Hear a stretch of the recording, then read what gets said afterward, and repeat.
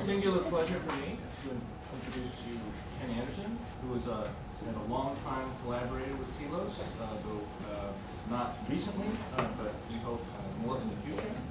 He is currently a law professor at Harvard University in Washington, D.C., where he teaches international law, including the law of armed conflict. He also serves as the book review editor of the national security law website Lawfare, and writes on national security, armed conflict, counterterrorism, and weapons such as armed drones. His most recent work has been on advanced automated and autonomous weapons, and his most recent book, co-written with Benjamin Vittes, is Speaking the Law, the Obama administration's addresses on national security law from 2015. His paper today is entitled Situating Asymmetrical Warfare Among Forms of Emerging Conflict in the Post-New World Order World. Okay. Please welcome President Anderson.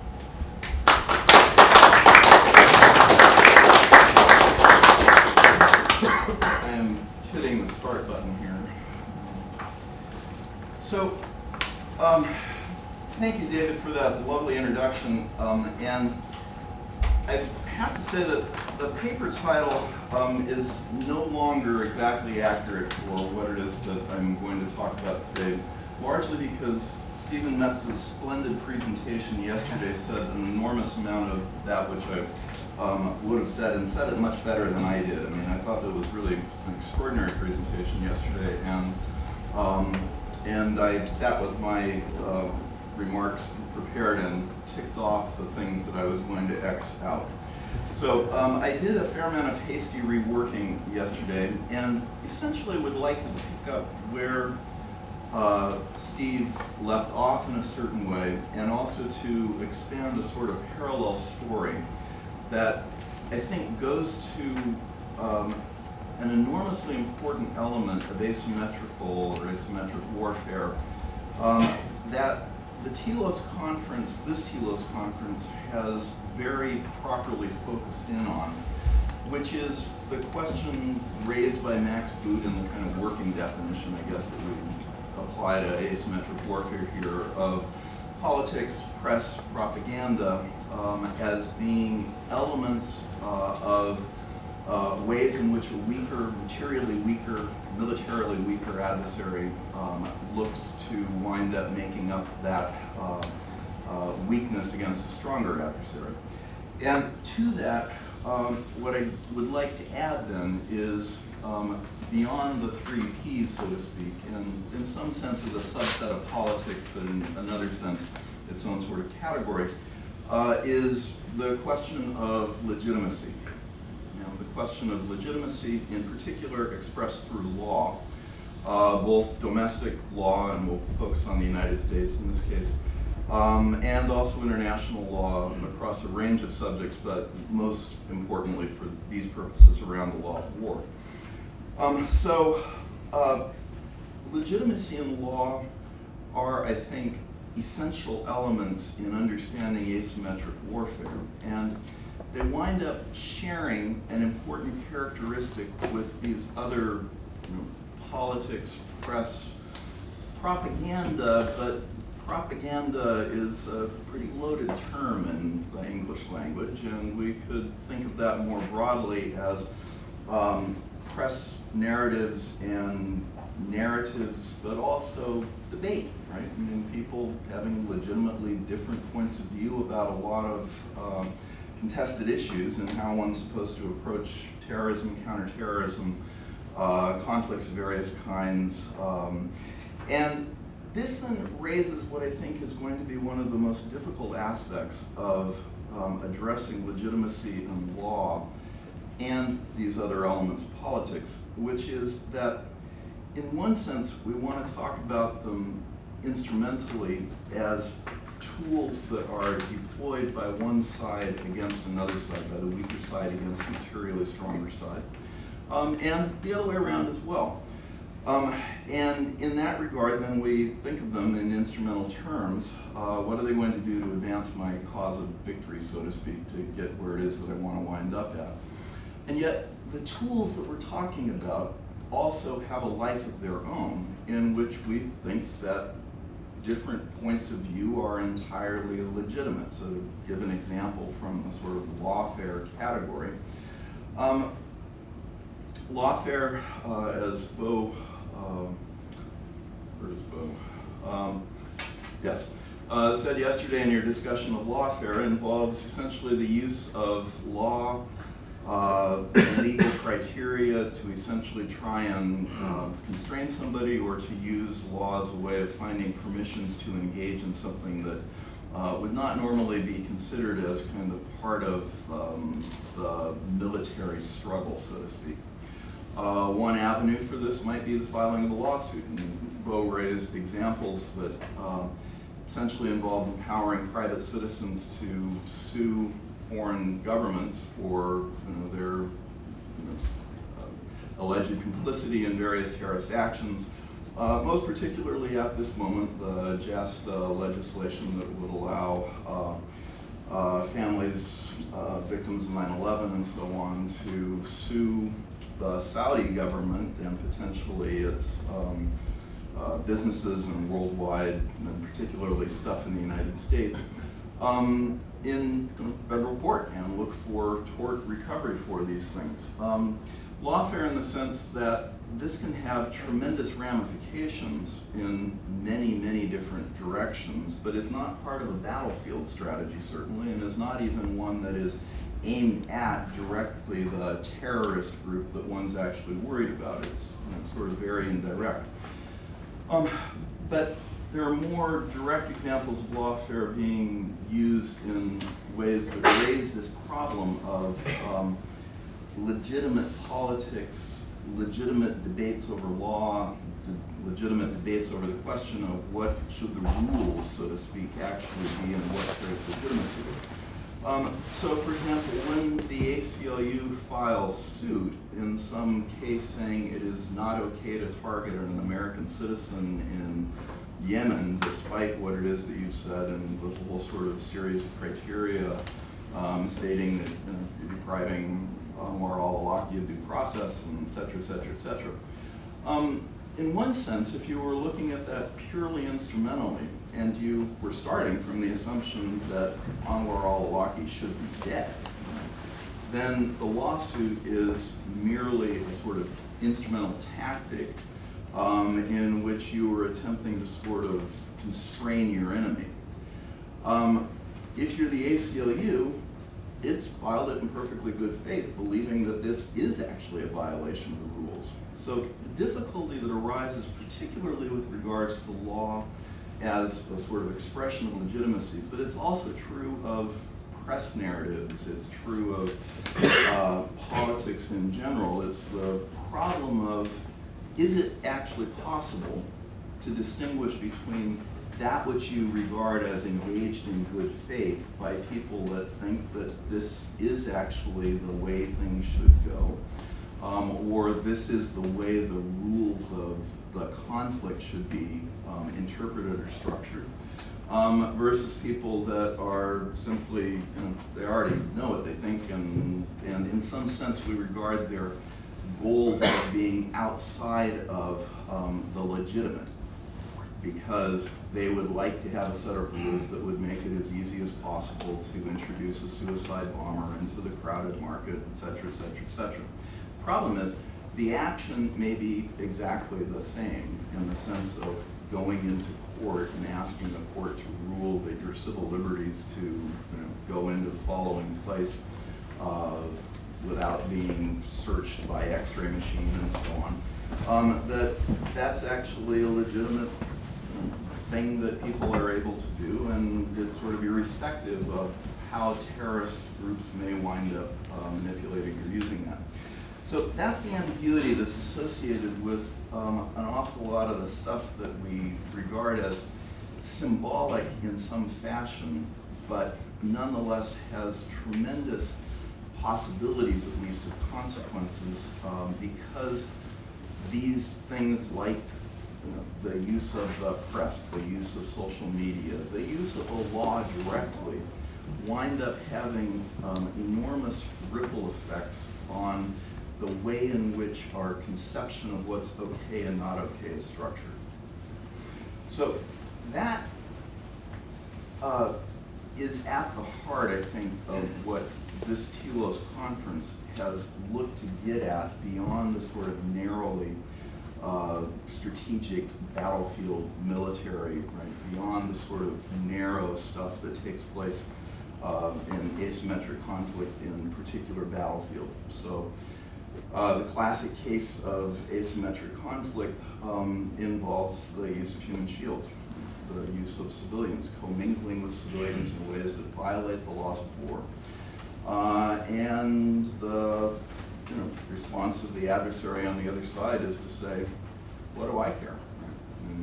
And the problem for asymmetric warfare is going to be for an adversary that is in some fashion militarily stronger in any material conventional sense, but at the same time, and this is part of the asymmetry that I think needs to be stressed, and which, again, I think the Max Boot definition that is serving as the sort of source for this conference gets at.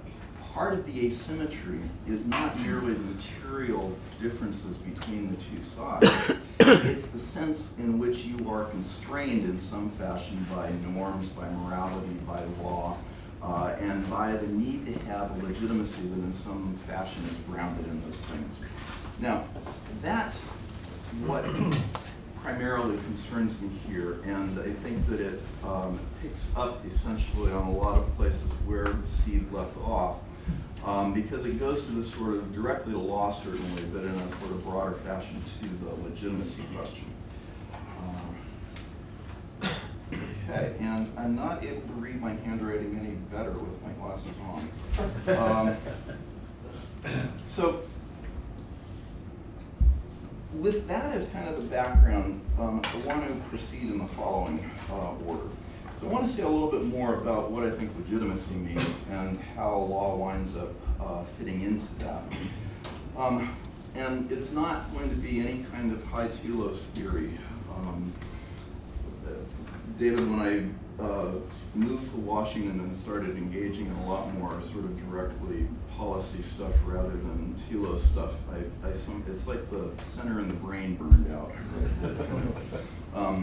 So we're going to see whether I can re-engage the neurons over the next while that re-engage with sort of telos style theory.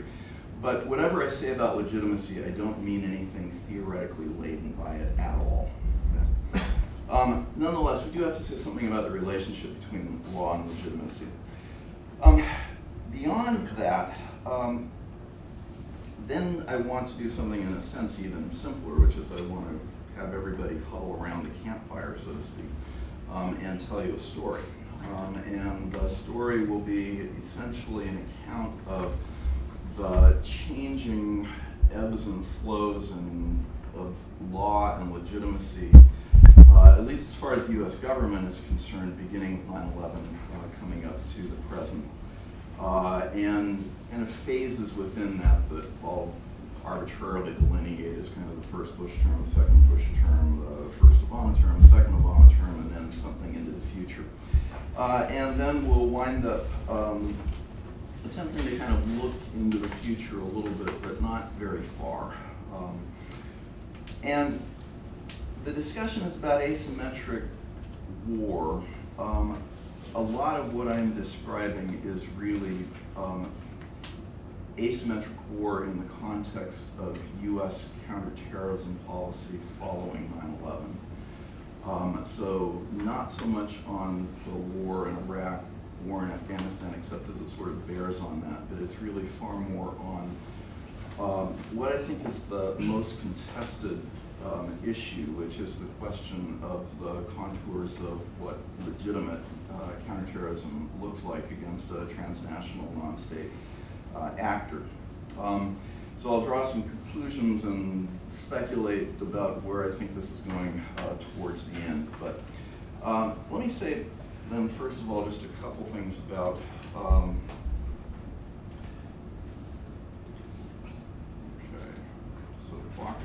off. Okay, if the clock turns off, that means that none of that time counted.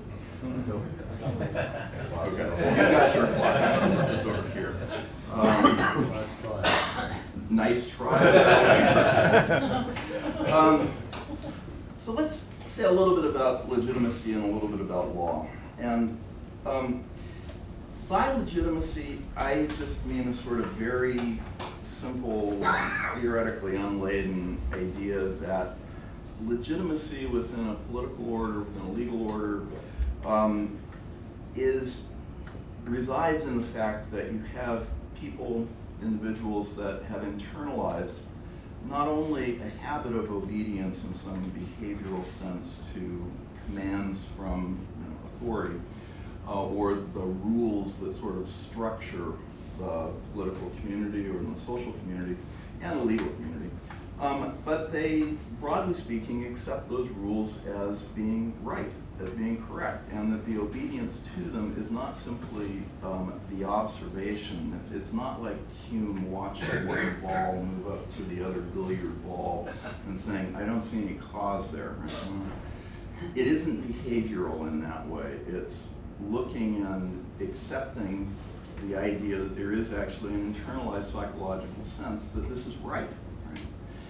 Now, that's just Weber all over again. And of course, it doesn't mean that the structure is right. It doesn't mean that the rules are, in fact, morally correct or anything like that. But it does say that there's this sort of investment in the idea that these things are right and that they represent some form of authority. And in political areas, and I guess it's especially in the realm of international law, international institutions, nation states, and all the rest, and they're dealing with one another, authority is probably most easily thought of as being power conjoined with legitimacy. So in other words, authority is the legitimate exercise of power in some fashion internalized and acknowledged by the parties with respect to whom one is exercising it. And we'll come back to that in relation to the U.S.'s role in the world. And the other striking feature, I guess I'd say, about legitimacy is that legitimacy by and large attaches to institutions. So in other words, legitimacy involves individual transactions, but the internalized sense is not one that necessarily, and in fact, none of us think this way, that every command of legitimate government is in fact legitimate. It doesn't proceed on a sort of all or nothing basis of every single transaction. It's rather something that attaches to the institution and the sum total of its transactions and its dealings with the people over whom it has authority. And that leads to a couple things. One is that there can be commands of the sovereign, so to speak, that you don't make any sense, but you're following them because you think that it's an important sort of expression of a rule of law as expressed institutionally, even if you think this one is wrong, idiotic, irrelevant. And there are limits to that. I mean, some of the limits are cultural. Classic joke of, in what societies do you wind up pulling up to the four-way stop in the middle of rural Nevada, right? And looking and seeing nothing in any direction, you don't actually, you just go through the stop sign or you run through the red light or whatever. And at the level of that transaction, obviously you can run that red light, so to speak, without challenging the sort of legitimacy of the traffic laws and the authority that has them. So it's institutional in a sense, and it doesn't have to attach to any particular transaction in which there is an exercise of authority. The institutional sense winds up being critical, again, for our purposes in relation to terrorism, counterterrorism, responding to it, and the problem of asymmetry. Because it's to the institutions that we look to make the responses. And the institutions are institutions that wield great power, great material, military, other kinds of power. And the legitimacy of the actions that they undertake is going to be of enormous importance in kind of structuring how we wind up seeing, right? And again, going back to that extremely useful list that Steve gave us yesterday about forms of asymmetry, asymmetry of the will, asymmetry of patience, asymmetry of legitimacy, right? I mean, these various forms of asymmetry. Institutions and that legitimacy is going to have a huge effect on your sort of staying power, so to speak, in the fight. Now, it doesn't have to be political. In other words, it can be religious. One of the things that I think is most striking about, I guess I would say, many of the people that I work with on a policy basis on areas related to terrorism, counterterrorism, security, particularly the people that are in the civilians who are in various positions where they've come out of the most elite institutions, and perhaps, Russ, this has some bearing on our discussion later on about the universities. What I find really startling about many of these people is that it is simply viscerally impossible for them to grasp that religion can have any kind of transcendental power, because they haven't been raised religiously. They've never had any kind of religious experience in any kind of internalized way in which it is legitimate and in which there is genuine meaning to the commands of God and legitimate meaning attached to the people with whom you have invested the idea that these are God's representatives on earth. And so they're sort of trapped in a kind of rational choice, rat maze, unable to understand that there are sources of legitimacy and motivation, and that, I mean, it just, very frustrating discussions, because you want to say, for this the saints hang in the fires, accepted martyrdom, all of these things, how can you possibly ignore this as being a profound source of engagement, legitimacy, all of these other things? And that's what your adversary is banking on in a certain way. So the notion of legitimacy then is tied up with institutions, but institutions in our sense are always institutions that are bound up with law. So legitimacy is tied to the rule of law. Law is tied to the rule of law because it's expressed institutionally over time in repeated transactions around the law with particular people, individuals, groups, all of that stuff. And the expression of legitimacy becomes essentially a way of institutionalizing and expressing a collective will. Again, very hard, I think, for my many friends who are entirely trapped within a kind of narrowly economics paradigm about rational choice. It's impossible for them to think in terms of a group as being more than simply its individual members pooled together. In my day job, I teach corporate law. The essence of corporate law is that the corporation is irreducibly social. And it's not, in corporate law, we distinguish between a partnership, which is a collective of the shared partners sharing their individual powers. The corporation we define to be an artificial entity, a group that is not just a group, but a group which has a corporate identity as a group that's irreducible and not simply the sort of aggregation.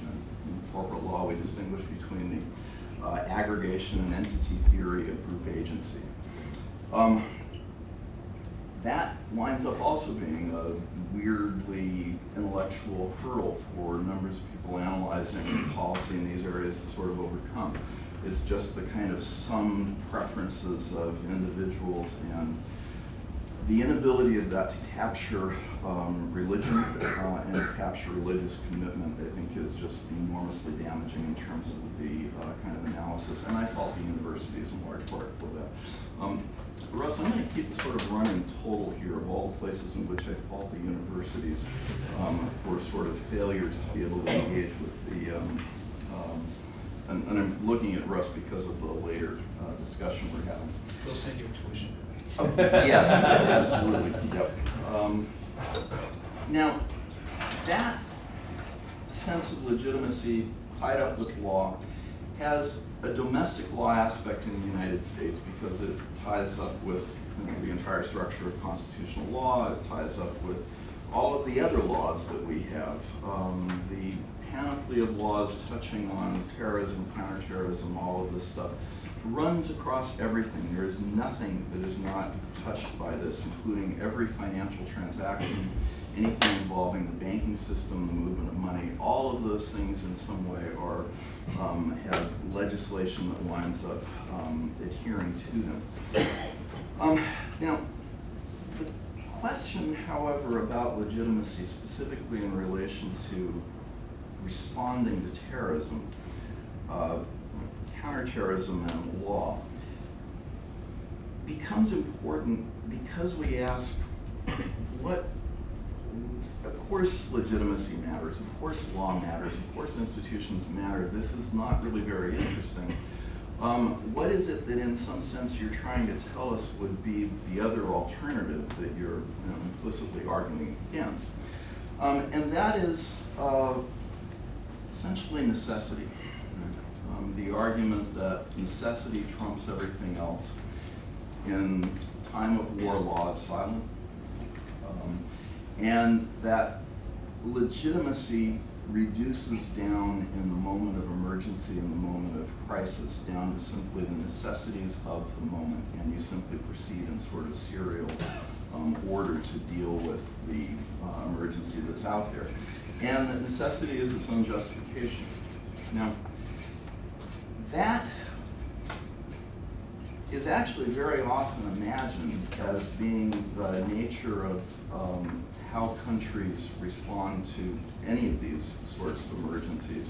And it's certainly true that there is some moment in time where necessity is the sort of dominant thing because it is a transaction at that moment. What I want to turn to in just 1 second is essentially to fill in the gap of how quickly that turned following 9/11 into a question of law and legitimacy in the broader institutional sense, and stop being governed by just kind of justifications and demands of necessity alone. But the striking part about this is how much of the literature winds up assuming that the responses of states, the responses particularly of large democratic states with many multiple interests that are mediated by law and by various institutionalized political structures, how quickly law reasserts itself in those cases. And maybe they're bad laws, maybe they are unjust laws, maybe they are laws that are simply on the surface recapitulating necessitarian logic. But I want to suggest that that's not the case past a fairly short period in which the crisis is the transaction. And before sort of turning to this story and to this narrative about 9/11 going forward and the response to counterterrorism, I'd say that if legitimacy is tied to institutions and the repeated actions of institutions over time, necessity is very much transactional. It's in the moment, right? It's in the immediate crisis that's sitting in front of you. And it's responding on sort of this is what's happening now, necessity demands that we do this. And generally speaking, it's a way of overriding what are the sort of longer term structures of law. And this, my suggestion would be very much that the experience of the United States past 9/11 is that Legitimacy is what's required for any kind of long-term effort. That has to come through longer-run structures of law, and that the appeal to necessity is going to last only a relatively short time. So, enough about the nature of law and legitimacy. And I guess the one final thing to say about that in relation to asymmetric warfare is so much of what the terrorism, counterterrorism struggle has been about is related to how long you're willing to hang in there. So in other words, you have terrorist groups that have a sort of internalized religious view of things, and they're willing to hang in for eternity, right? Or at least that's kind of their announced time frame. If you have the responding democratic state, the United States, other places, the response has to be two different senses of time. One is it has to be, temporal in the sense that we aren't looking for sort of eternal life in all of this. We're looking for some kind of time frame which is long enough to be institutional and out of the sort of directly in the moment. But the ability to prevail, again going back to what Steve said yesterday, or at least to prevail in what you define to be your aims, even if that's just management of the conflict going forward, management of groups that intend to do you violence going forward. Even that requires a longer term focus in which structures of law at the institutional level are going to wind up being vastly more important over the long term than necessitarian logic at the moment. Okay, so against that as time, persistence, willpower as being core elements in the sort of ways in which asymmetric struggle is waged on each side. Let's now turn and give a fairly simple accounting of what happens past 9/11 with regards to law and legitimacy in the United States. So there was a necessitarian moment, very clearly, and was it unlawful? Was it outside the law? Was it extra legal? Not within the U.S.'s understanding of those terms, meaning by that in the hours and days following 9/11, the Constitution, at least interpreted by the Supreme Court for its entire history, constitutional structure in terms of the nature of the executive grant vast, vast powers to the president. And it was not a surprise that the examples that were reached to in that sort of necessitarian moment essentially went back to Lincoln.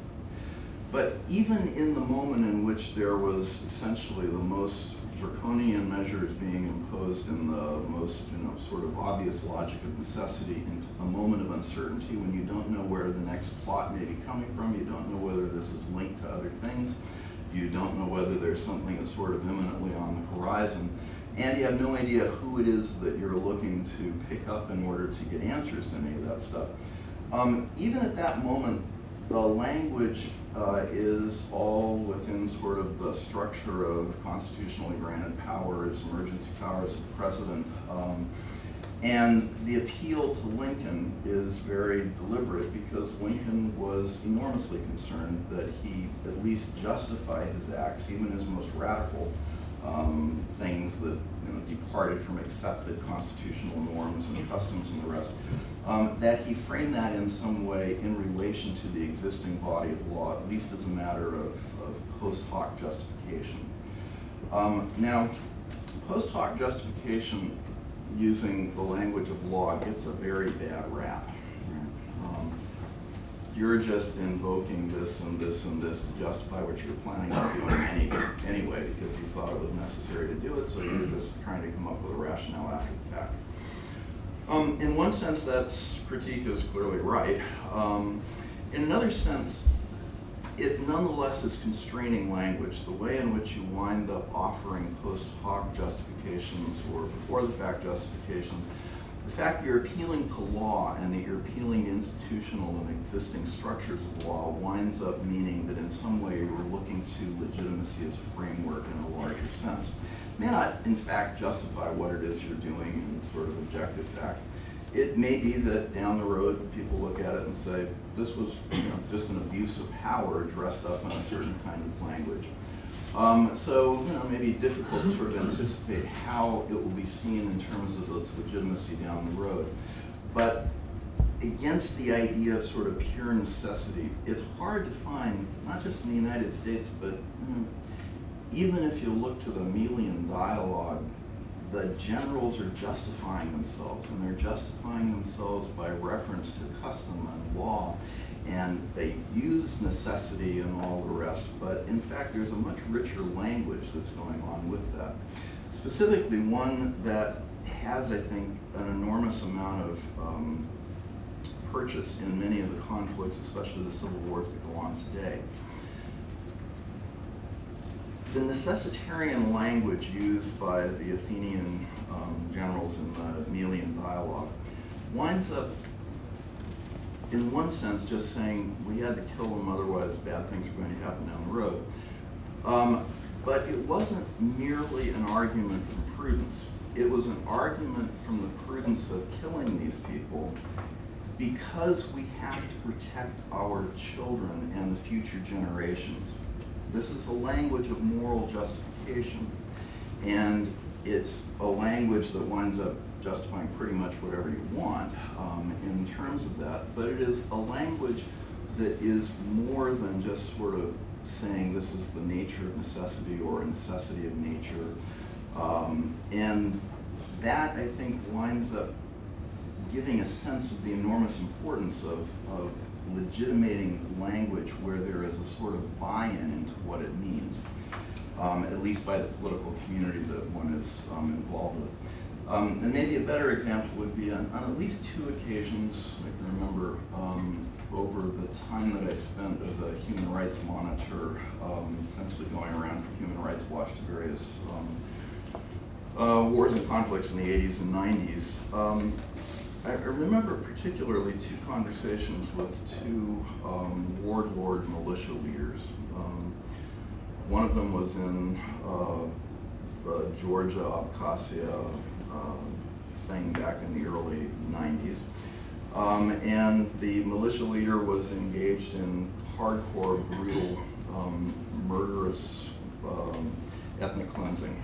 And I said, why are you doing this? And he said, why don't you strike some kind of agreement with these folks and go back to sort of your peaceful ways? And his response to me was, in one sense, sort of the pure necessity argument of the Melian dialogue. I have to do it because otherwise they will, I can't risk they'll come in and do this to us. But his answer was more complicated than that. He said, Mr. Anderson, if it were just me, I would wind up being willing to take the risks in order to essentially strike a peace with these people. I would even be willing to risk my family. But I've been invested as a political leader responsible for the safety of my people, a whole lot of people, and my corporate law, the antenna on the back of my head, that's what I'm rubbing back here, perk up and say, he's offering me the language of a fiduciary who feels compelled to act on behalf of others and essentially to look out for their best interests, right? The duty of care and the duty of loyalty, as we call it in the corporate law. And that's what he was appealing to, right? He was in effect saying, if it were just me taking the risk, I would do it.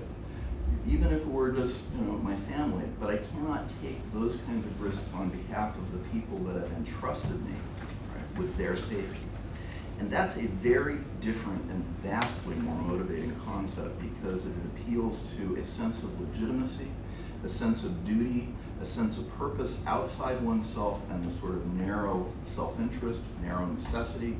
And those are the kinds of motivations that I think really are what are at issue on kind of many sides in civil wars and in many of the conflicts that are going on. Especially if one accepts that in the radicalization process, you wind up, in religious radicalization, you wind up taking on the sense that you are acting for other people. You are a fiduciary on their behalf. You may have to die on their behalf. And of course, it's what soldiers wind up internalizing as well. They are willing to go out and die on behalf of a community that may or may not appreciate them. Okay, so 9/11 takes place, and there is this sort of brief moment of necessitarian stuff, but even that winds up having a lot of justificatory language in law that will matter because the justifications in law that are offered are going to be, in many senses, that which is interrogated afterwards to see whether they think they got it right or not, whether they exercise power in draconian ways in the face of the emergency, in ways that comport with our sort of broader legitimacy understandings from an institutional standpoint. Now, the Bush 1 administration, meaning the first Bush term, winds up adopting very quickly legal language, but the legal language that it adopts is language that, first of all, is very much at odds with how the leading parts of the legal community around the laws of war within the United States and within the United States government see it. So, in other words, the first assertion made by the White House is that the perpetrators are terrorists and they'll be treated as terrorists, and when we go after them in Afghanistan, it won't actually be a war. That was the initial position taken by Irvine's lawless White House counsel, and the laws of war will not apply. And the U.S. military said back, by law, we never fight except under the laws of hostilities found in the international law of war. We don't fight otherwise. We have to do that. We're constrained by both international law and by U.S. laws and everything else. White House very rapidly sort of changes its tune on that. But the focus of the first Bush administration in terms of legitimacy issues related to Al-Qaeda taking the fight to Al-Qaeda by going to remove its safe haven in Afghanistan, then sort of, let me leave aside the Iraq War for the moment. Hard to see that as a safe haven, but the sort of obvious war going to Afghanistan to go after the people that did this and to take down their safe haven, that's a war. The question that arises, however, is going to be the legal status of the people that you wind up capturing in the process of that war. Are they to be considered POWs under the Third Geneva Convention, or are they not? The U.S. government took a position from which it is not varied today, which has been approved by the U.S. Supreme Court, which is broadly accepted by our allies in Afghanistan, which is that people who are part of Al-Qaeda are unprivileged belligerents. So they're not entitled to POW status. They are entitled to sort of a bare minimum of humanitarian protections under the law of war, but they're not entitled to POW status in kind of a full, in a way in which you see it in all those World War II movies. And that becomes sort of frozen in place. It also winds up becoming frozen in place at Guantanamo, which after all is a military administered facility. The Supreme Court has blessed a theory that says that the detainees there are held in detention and can be held without charges and can be held not indefinitely, but pending the end of hostilities under the law of war, which looks to be a long way off.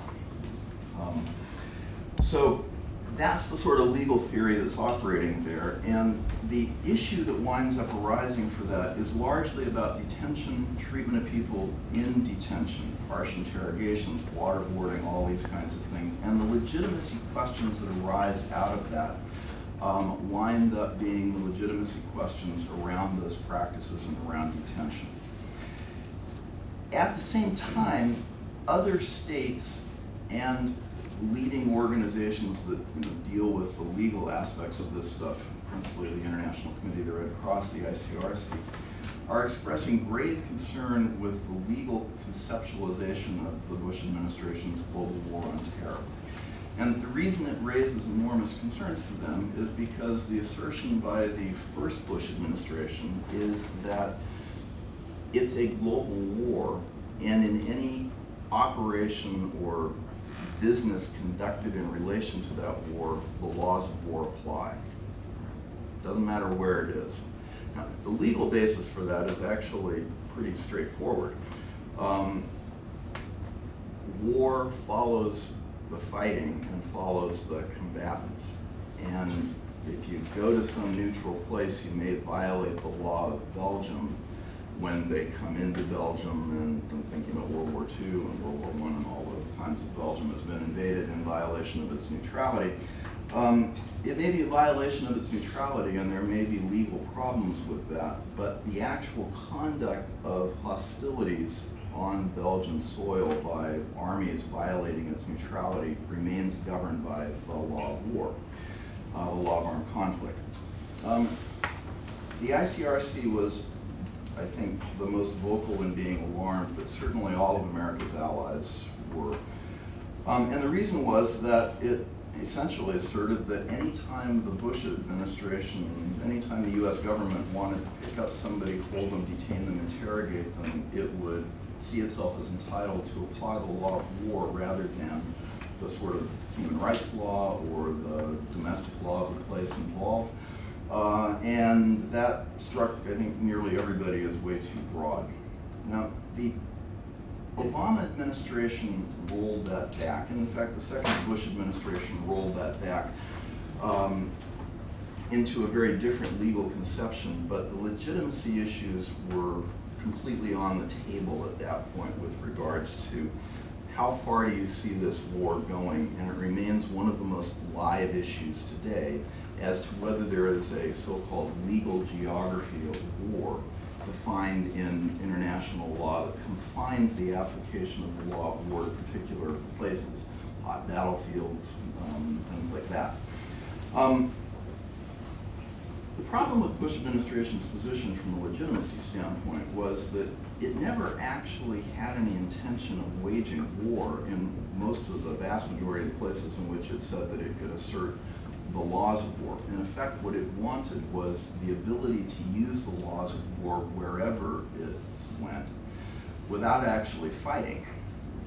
And the position that the Department of Defense, that the Obama administration has backed off to is the laws of war will apply where you actually conduct hostilities, not simply where you pick up somebody and interrogate them. So in other words, the sort of problem of the first Bush administration was that it put the cart of law ahead of the horse of hostilities.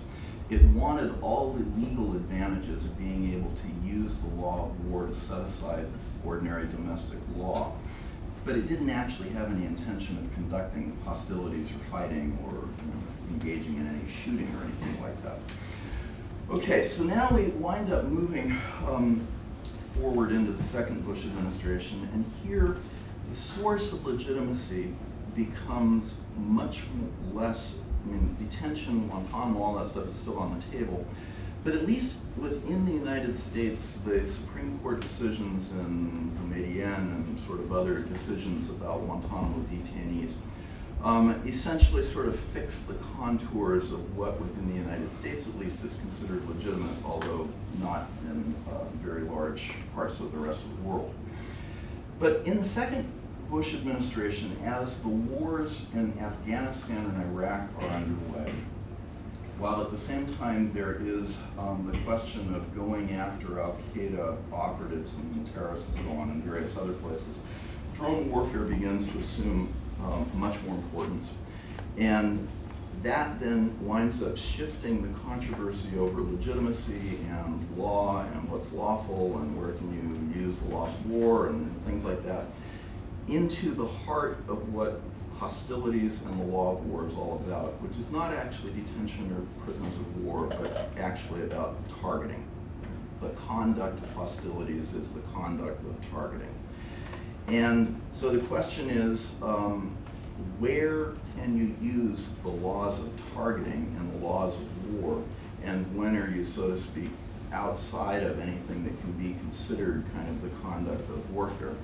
And that becomes the new question that kind of dominates the legitimacy arguments in the second Bush administration, but even more significantly into the Obama administration. So we sort of switch to 2009. And from the standpoint of just sort of military affairs, there are 1,000 reasons why drones are an incredibly useful thing, primarily as a surveillance tool or kind of original technological development. The limitations on drones, Steve alluded to yesterday. The current generations of drones that we've got are basically vulnerable to any air defense system. These things are useful against non-state actors on the ground somewhere where you're able and looking to keep sort of watch over them. From a strategic standpoint, the problem of the U.S. insofar as it's attempting to engage in counterterrorism is it has to get to its adversaries. And its adversaries are out somewhere in some safe haven called Afghanistan, and they're also dispersing into other places, tribal zones, Pakistan, and further abroad. And as they wind up enabling and helping to set up sort of parallel organizations, sympathetic organizations, AQAP, the sort of branch in Yemen, Mali, various other places, they're sort of inspiring similar movements and folks that are, in some cases, declaring themselves part of this thing, and in other cases not. And it's an enormous problem for the lawyers and the kind of liberal democracies to figure out how to characterize membership from the standpoint of targeting. When are you part of the hostile forces of the enemy that can be targeted with lethal force as such? Right? Nobody carries a membership card. What are you going to do in order to sort of decide? Well, curiously, they do carry membership cards in some cases. In documents that were captured in the cave operations early on in the war, which eventually were declassified and released, Al-Qaeda had actually set up what amounted to a sort of retirement pension plan for its fighters. That is a level of internal organization that dealt with matters that would be intensely important to fighters who were in it for the long term, because they marry, right? They have children. They're looking for them, if they become a suicide bomber, to be provided for. And this winds up getting written down because it's a law-based system as well. And the sort of legitimacy of that and the belief that these things will happen turn out to be enormously important. So the targeting questions become the center of this for the early Obama administration, and for a couple of reasons.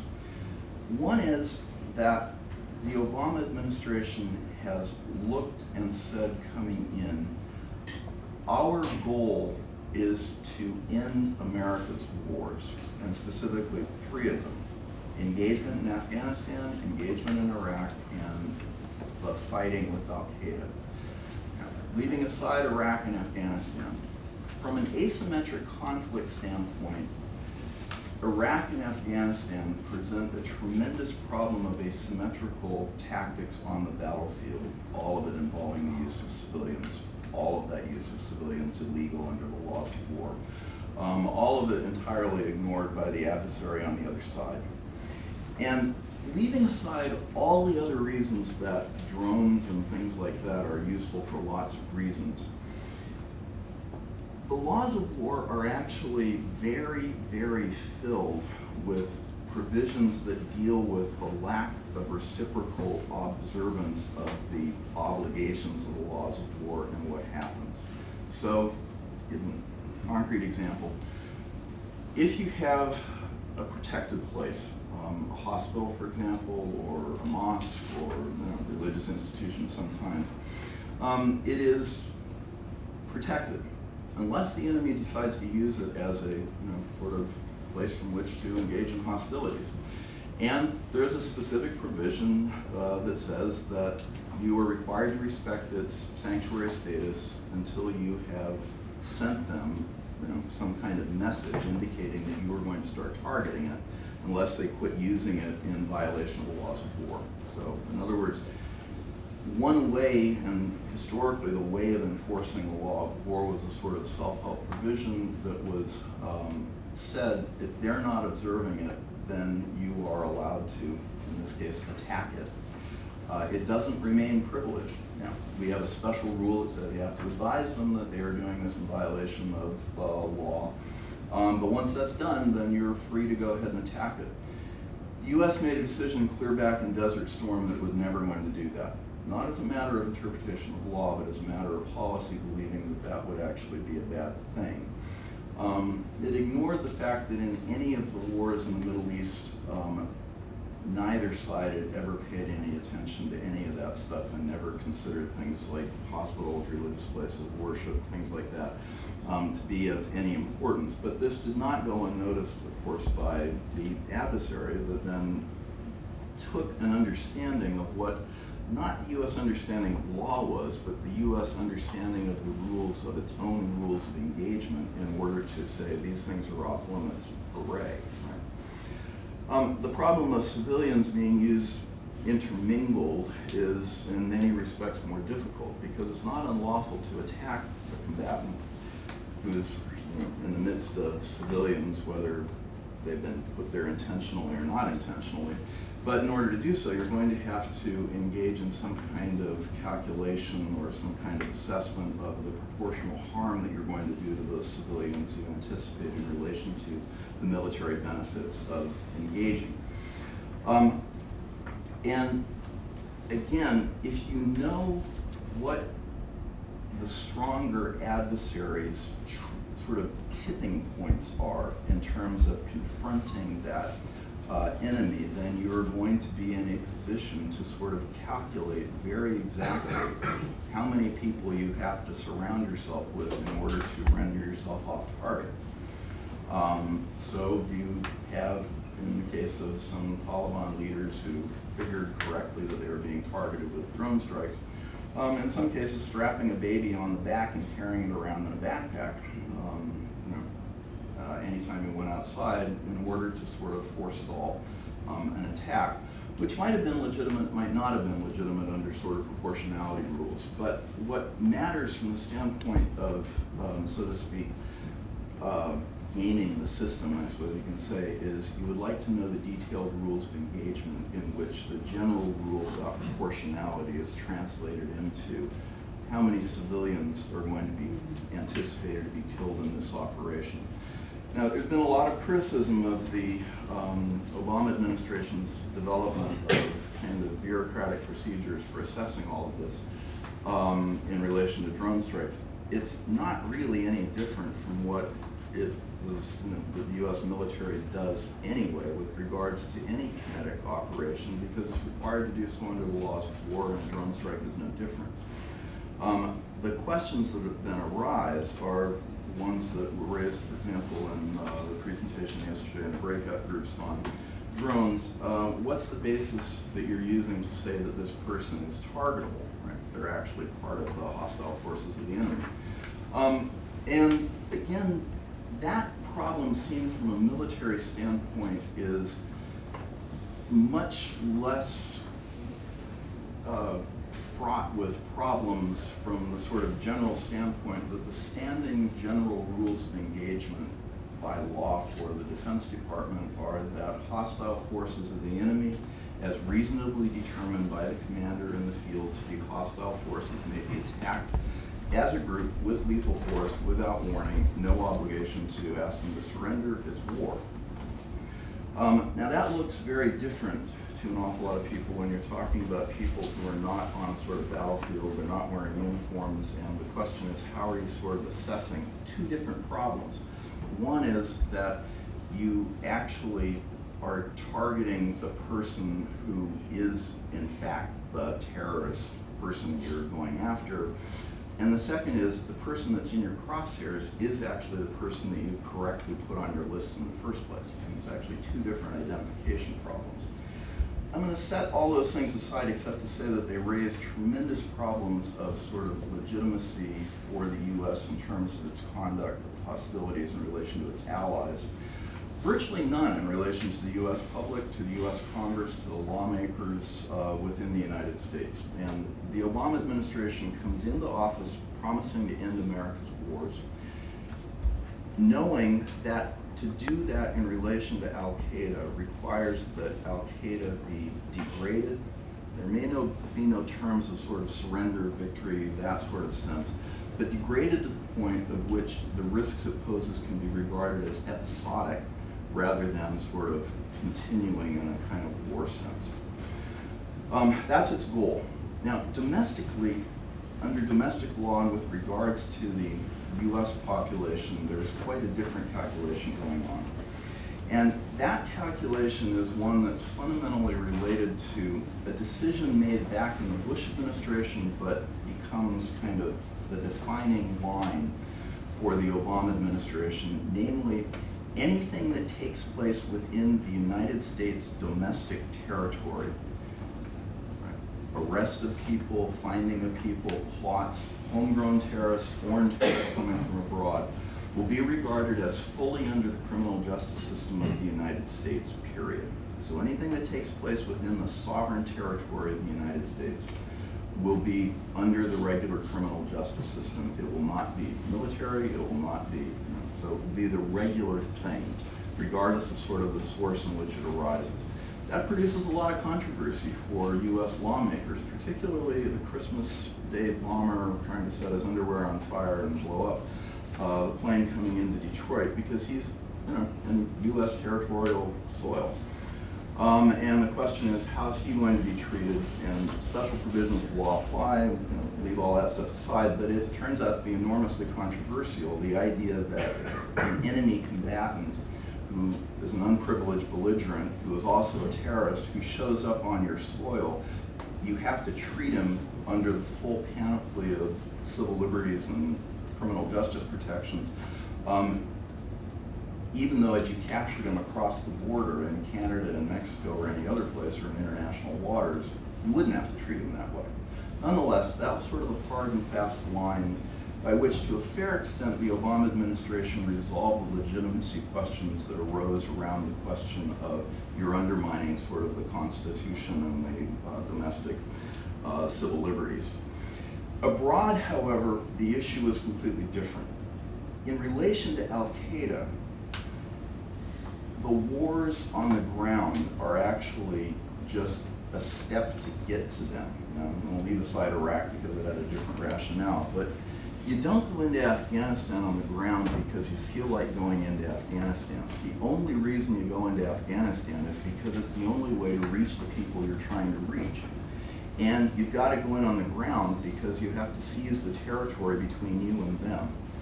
Now, the attraction of drones winds up being that you are able to, in effect, to a fair extent, overreach the territory, right? Fly right over it, not have to engage in this stuff on the ground and engage directly with the enemy. And in ways that are indeed vastly, vastly more precise than previous weapon systems by sort of any measure. And one of, I think, the arguments that takes place over the question of legitimacy of drone strikes winds up being around the question of it's not legitimate for X, Y, and Z reasons, but never answering the question that the military will have, which is compared to what? In other words, if the assumption is you shouldn't be taking the strike at all for whatever reason, you shouldn't be engaging the enemy because that's kind of what you're ruling out, well, that's one kind of argument. The other kind of argument is, tell me what kinetic operation you can undertake which is going to produce fewer civilian casualties, which is going to, to a large extent eliminate the need to fight your way to the position with all of the harms to civilians that winds up entailing. Tell me what the alternative is. And if the alternative is to use a cruise missile to drop a big bomb or to send in special forces operators who may get pinned down, be entitled and authorized to defend themselves, including by engaging in actions that may endanger civilians, all sorts of different reasons, you have to consider what the realistic alternative action is and the opportunity costs that are involved in those things. And drones come out pretty well. As always, whenever somebody comes up with a new air instrument, there winds up being almost always an Air Force officer who will stand up and say, this is the transformative technology. We have finally found the way to achieve victory from the air. Drones are a platform for weapons, and you notice that in the current climate, the sort of furor over drone strikes has really diminished because they're understood increasingly to be just another air platform for striking at the enemy, and that's kind of it. Now, let me move forward then from that to where the Obama administration winds up. It's a laudable goal to try and see how you can achieve peace within your administration. And the administration delivered a whole lot of speeches talking about what that peace would look like. One of the most central and widely ignored points, however, was in the speeches given by its high officials around what peacetime would look like. People tended to ignore the fact that the administration was hewing to the line that has always been the view of the U.S. of international law, and as far as I can tell, the view of every permanent member of the Security Council and pretty much any other country that has a military presence and has anything to worry about beyond its borders, which is that peacetime is actually accompanied by an awful lot of conduct of hostilities operations at a small scale that don't necessarily rise to the legal definition of war or armed conflict, but which the U.S. and other members of the Security Council have always regarded as being susceptible to the conduct of hostilities, and where there is the conduct of hostilities governed by the law of war itself. That's kind of a big sort of change, I guess I'd say, from how many in the community of international lawyers have wanted to see it as being a binary, that you either are engaged in warfare by meeting some certain definition of intensity, duration, amount of fighting, all that kind of stuff, or it's not, and it has to be governed under some different set of rules. The U.S. position stretches back a really long way. In fact, there is virtually nothing in any position taken by the Obama administration on the law of war in relation to non-state actor terrorist groups, which is not actually written out in a speech given by Abraham Sofair when he was legal advisor to the State Department in 1989, in which he said all of this stuff, including under what circumstances is it okay to violate the neutrality of a country in order to go after terrorist groups? The answer, where they're unable or unwilling. And Sofair was articulating a standard that had been articulated in U.S. Sort of views of international law over a very long period of time. So it's much more continuous than people realize, and in that sense, the sort of reach to legitimacy, at least within the U.S. political community, leaving aside sort of the abroad, is vastly more than people actually understand. Now, let me wrap up by talking about where we are today. You may have noticed that peace did not break out.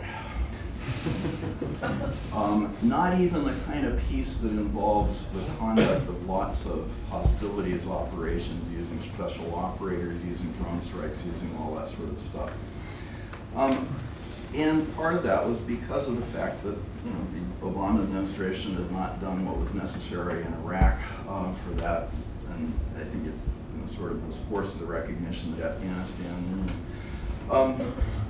And as far as Al-Qaeda was concerned, the asymmetric enemy pivoted and moved from a strategy of strike from safe havens that are hidden in very small places, maybe a training camp here, safe houses there, but sort of in very small zones to say, okay, what we need now is a sort of new strategy. And regarding it this way as sort of a strategic problem is actually the wrong way to approach it. They always wanted to control territory, but the key thing that not just ISIS represents, but the movements engaged in internal civil wars in Yemen and on into sort of deeper into Africa are characterized by insurgencies that are engaged in battling their own government and would like to seize, as in Mali, swaths of territory and preferably the entire state. Their goal is governance territory, governance geography, over an internal population, over the population and its territory, and then accompanied by either their own external terrorist wing or a very kind invitation to anybody that would like to come and set up shop. And the reasons why this becomes attractive, I think in part, are actually part of the sort of vision of what the future is supposed to look like from a religious standpoint, but also from the standpoint that you feel somewhat better protected in that case. Got it. Okay, now let me point out that that's what gets the Islamic State going. That's sort of the strategic frame. And so the U.S. is discovering that it too is having to pivot its strategy, and the most characteristic part of this is that counterterrorism against non-state actor groups is now entirely intertwined with geopolitics in every respect. Meaning the U.S. for years was in Yemen conducting drone strikes. The Obama administration didn't want to engage that it was involved in yet another war on the ground. But the best legal characterization of what was going on was that the U.S. was acting as the Air Force for the Yemeni government at that point in time in a civil war against the other guys. And that is the pattern which has been sort of set up and has repeated itself or is poised to repeat itself, not just with ISIS. ISIS is not alone in this. It represents a sort of pattern of the attempt to take governance territory and have both the internal and external aspects of it. That shift, combined with the step back of the United States from its traditionally hegemonic role in relation to other state actors, Russia in particular, winds up being the features that are now going to confront not just the Trump administration, but probably several beyond that. Let me sort of end by saying that the problems of the combination of increased instability in state-on-state relationships, the jostling of great powers that didn't exist not so very long ago. Somebody who I won't mention said to me in some panel discussion years ago, but it's a really good thing that we're going to enter a multipolar world in which the U.S. is counterbalanced by all these other stuff. And David Reef was on the panel, turned to her and said, a multipolar world is competitive, not cooperative. Hegemony entails a fair amount of stability. You don't wind up realizing what you've lost until it's gone. And that's essentially the world that we're confronting in both the state-on-state, state-on-non-state, and the use of states by combinations of non-state actors and otherwise. The most important legacy I think that the Obama administration can look for is to bequeath to its successors, and not just the immediate ones, a developing institutional, legitimate, at least within the United States, framework of what counterterrorism is supposed to look like that will be modified as we go in relation to these other kinds of conflicts and changes in the U.S.'s role in the world. And that's actually the most important thing. Peace, nice, but not really attainable for reasons, many of them. But what it can do is that it can bequeath to its successors, and sort of working this through in the way that Abe Slofair bequeathed to his successors, a legitimacy playbook, so to speak, that at least within the United States carries legitimacy among its own actors. All right, let me end there. I'm sorry I went on longer than anticipated, and shall I... Great, thank you.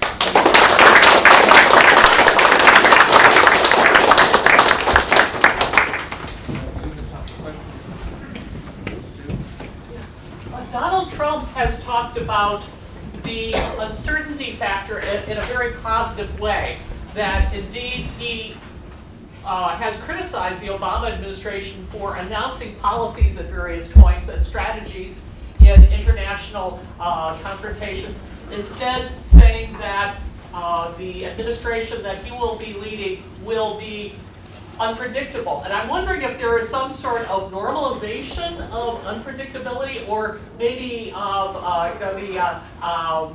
making sense of being unpredictable that could perhaps work well in various conflicts. Again, could you rip off of Trump's remarks in that regard? I think we'll take a couple of Sure, yeah. Sure, these are short. First, do you think that there's any lessening of legitimacy when legal decisions and doctrines are inherited over time? And I'm thinking particularly of the way that ex parte Kira really underlay Boumediene and the other early Bush administration cases. And then second, do you think that there are asymmetries of legitimacy when alternative sources of legitimacy fuel the conduct of opponents of the United States, and we are continuing to engage in something where we have disputes over the legitimacy of our own actions? So one legal question, one about asymmetries of legitimacy within the eyes of populations. Yeah, thanks for that rich talk. There's a lot to raise about the legitimacy question, but I want to build on your reflections on the Middle East theater. The Obama administration, in your account, wanted to end the wars. It ended the wars in Iraq and Afghanistan by deciding to lose them, and it tried to end the war with Al-Qaeda by relying on drones. Leave the drone side question aside. Losing Afghanistan and Iraq because of difficulty in maintaining territory. Could we read ISIS really just as an evolutionary response to Obama foreign policy? That is the way to beat the United States is to hold territory. Do you want me to? Why don't you go through these three and then These three, sorry. On the uncertainty question, I'd actually defer to people with real experience in strategy like Steve on the question of the degree to which the introduction of uncertainty is stabilizing or destabilizing. The general proposition, I'd say that a hegemonic power is interested in a rules-based system that introduces stability. And one way to read the uncertainty is as both an acknowledgement and an accelerant of the idea that you are stepping back from or being forced back from your hegemonic status. But I'm sure that there are ways in which one could read the uncertainty as sort of reinforcing stability as well. So I wouldn't regard myself as an expert on sort of the I guess, really game theory involved in that. Now, going to the asymmetry and legitimacy within populations, yeah, I think this is a real question, meaning that invaders are not generally seen as being legitimate. And we've attempted to create an international law, cobble together a sort of regime of legitimacy that is the law of occupation for when you wind up going in. It's never worked all that well, right? Because it's intended to protect the security interests of the occupier, but also the population. But it depends on buy-in from the population that occupation is not cooperating with the occupier in ways specified by the Fourth Geneva Convention are not per se illegitimate. Right? And the resistance forces in all those cases under an occupier always say, resist. And as to the legitimacy inherited over time with regards to cases, yes, I see that there can be a lessening of legitimacy, but overall, the sort of much more dominant effect is that, at least in a democratic system with different branches of government, the ability to accumulate over time turns out to be vastly more important to sort of internalized sense of legitimacy, especially with the population. And then finally, to Russ's question about the Middle East, ISIS represents a sort of general understanding by jihadist groups that never really were interested in sharply distinguishing between their opposition to a regime in a particular place as not being Islamist and et cetera, and external operations. Now, the external fighters might or might not, depending on the foreign fighters.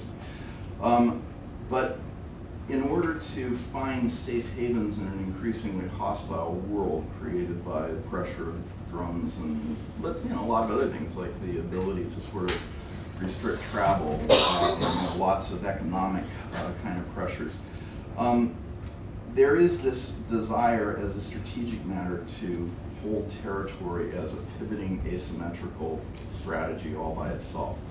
The thing that I qualify that with is it's very easy, I would say, for people in the strategy policy community in Washington and think tanks and the rest to wind up seeing that as sort of, it was just a sort of pivot based on instrumental considerations rather than understanding that in many cases there is this desire to rule the population and the territory that's based in your religious vision of what it's supposed to look like, and that's actually an irreducible part of it as well.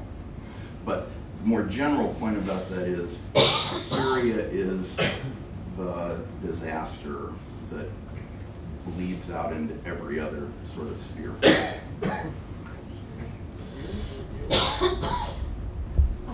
I want to ask you whether, related to the powers of the president of the administration, do they remain similar? I don't mean in a situation of emergency, to the ones in 9/11. I'm curious about how much the president has or the administration have about power. And then, I don't know whether there are really questions, but some points of discussion or reflection should be restriction of human rights and surveillance. I'm thinking about inside the US, at the same time, there's been also controversy with some of the measures that have affected the sovereignty of other countries. I'm thinking about the allies, some examples. And then to have explained as well the proceeding when it's in an intervention in a foreign country. I think we have started to do that, so we would have different concepts or principles of legitimacy.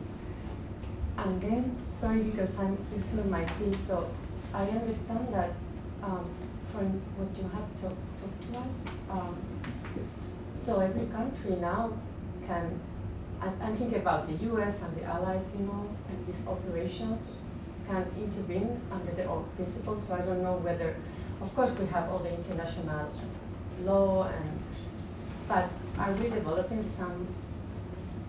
You talked about the playbook or something, but it was more for the US. Are we developing some at the international level, some framework to add counter-terrorist measures?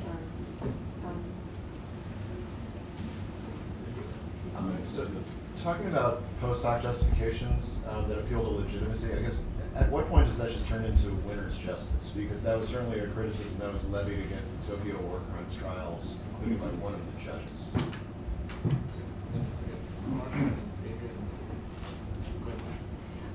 If I understood you correctly, you've actually pointed to yet another asymmetry, which is the ability to understand, not agree with, but grasp the motivating values of the other side. You could say that ISIS understands our motivating values, and the United States or sectors of the political class and the military class do not, or the public, do not equally understand the motivating values of ISIS. You could have said that possibly about hope as well. This then leads, it seems to me, that we don't understand that what counts as accumulating legitimacy for them is different what counts as accumulating legitimacy for us. We look at public beheadings and say, how can anyone in their right mind think of that as legitimate? And they see public beheadings as exactly what gains them legitimacy with their target population. And if you fail to not agree with, but understand that, you are at an asymmetric disadvantage. The question is, where do we go from here? Yeah. Well, thank you very much, Ken. That was really fascinating. Lots to take in on legitimacy, and I'm still not clear in my mind. So what's different about fighters now? Because I get the difference with the regular army, but we've also had guerrilla fighters for a long time in the history of warfare. So this category of enemy combatant and the suspension of certain fundamental rights, like effectively fair detention, fair trial, isn't that ultimately undermining claims to legitimacy that we, I think, otherwise rightly make? And is it also part of a recruiting tool for organizations that keep on saying the West talks about democracy and human rights, but really doesn't practice it, and it doesn't practice it when it comes to very fundamental laws of how to treat fighters that have been captured. So I still wonder whether the legitimacy argument doesn't actually have to in the end mean that we have to lead much more by example if we want to preserve and maintain that claim to moral leadership. Otherwise, I think it does. It looks like a slippery slope. I guess let me go back to the first question here, that human rights and surveillance inside the United States and out, and inevitably that winds up encroaching on spying, right, on the other folks. Spying is not illegal under international law. It's not addressed by international law, and the traditional view was you didn't have to worry about legal, illegal, addressed, not addressed, because secrecy made it all go away. If nobody ever found out about it, then there was no discussion about law to be had. One of the asymmetries that the United States in particular faces today is that it's incapable of keeping its spying secret, it's incapable of keeping its covert, supposedly, operation secret. It can't keep any secrets anymore, which may be a good thing or a bad thing. But what that means is that it forces onto the table the question of whether it's legal or illegal and what the sort of structure of law ought to be. One thing I think is a risk of the asymmetries involved here is the countries that are willing to, that can't keep secrets or won't keep secrets, wind up being willing to propose some kind of structure of law that is more permissive or less permissive. But then, as with all sort of weapons and tactics and means of conflict, you have parties that would like to enact a public set of rules that are as constraining as possible on the people that will adhere to them, while secretly doing whatever they feel like anyway. And since they're not planning on adhering to the rules, they actually would like to see them as draconian as possible. The one thing that I think will emerge out of this over the long term is that spying is not going to go away. And I think that it's seen by many parties as actually being stabilizing rather than destabilizing. Let me leave it at that, however, and agree also that countries have very different frameworks for assessing legitimacy. And that also is not going to go away. And it will depend, in a lot of cases, on just sort of relative power of the country involved. Going to the post hoc justification, when does it turn into just, right? There's no good answer to that, and it's often true in the law. In the United States legal system, we usually characterize it as the can you say it to a judge with a straight face and not start laughing, because we admit the presentation of many legal theories that the lawyer does not necessarily believe will be a winning theory, right? Less than probable that you'll wind up winning with the judge. But it's still a respectable enough theory to be able to put in front, and that's the nature of sort of post hoc justification. Knowing where that lies in its entire context, but within the U.S. system in particular, but it's not just the U.S. system that is suggesting, it's sort of across the board. Everybody does feel this obligation to talk some kind of justificatory language, usually involving law and something that is more than just sort of brutal necessities of nature, so to speak, in the modern sense. Yes, you correctly described the asymmetry that I'm thinking about.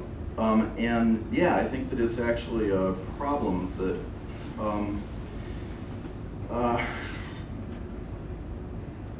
in the West generally, the sort of, it's tied to a different conceptions of heroism and, and glory, and religious motivations are not the only ones. And I mean, I often wind up thinking about the sort of language of people like Adam Smith and Ferguson back in the Scottish Enlightenment, talking about the necessary and virtuous retirement of the heroic virtues, that society would be better off if the virtues were those of the honest business person pursuing his interest in good faith, so to speak.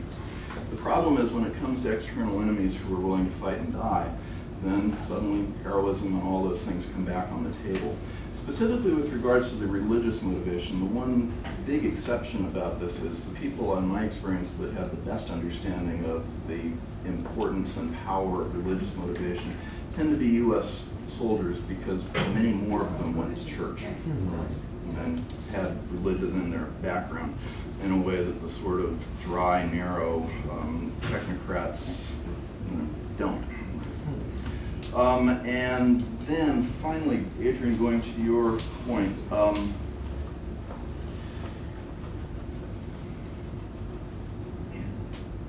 the U.S. actually has a long legal history of official court cases dealing with irregular fighters, in which the Civil War is the single most prominent of them. And appeal was made to those precedents in almost all sort of habeas, and the Supreme Court wound up citing those things, but with an important difference, because the question was sort of detention rather than what were the consequences of unlawful belligerency. And the term has been resurrected by the United States, but is now increasingly being used by other countries to sort of describe this category of people who are fighting, and in some sense are governed. You can attack them under the laws of war, meaning first resort to lethal force, not necessarily an obligation to. But they're also criminals, and you can try them criminally, and you're not required to give them POW status. That defines unprivileged belligerency. And so I'd say that at least within the U.S. system, it actually has a long and quite rich history. It's not actually an invention. And other countries, as they wind up holding people, they're going to have to make decisions.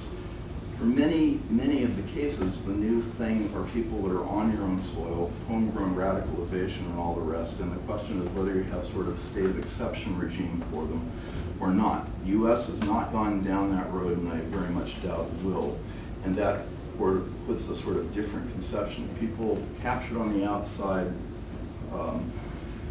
non-Americans captured on the outside are not entitled to constitutional protections beyond a sort of certain minimum habeas corpus right. And in those kinds of cases, the Civil War traditional code for unprivileged belligerency was that you were entitled to shoot them.